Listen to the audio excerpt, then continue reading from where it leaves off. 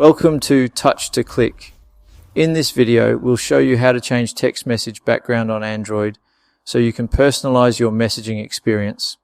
It's quick, simple, and easy to follow. Now let's get started. Step 1.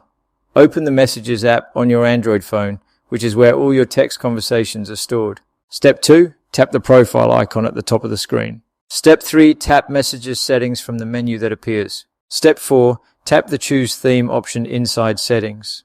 This option lets you change the appearance of your text messages, including the background color. Step 5. Select either the light or dark theme based on your preference. The light theme is brighter and easier in daylight, while the dark theme is comfortable for low light use and helps reduce eye strain. Step 6. If you choose dark, tap dark and then tap OK to confirm your selection. This saves your choice and immediately applies the new background style to your messages. Step 7. Go back and open any conversation to see the changed text message background.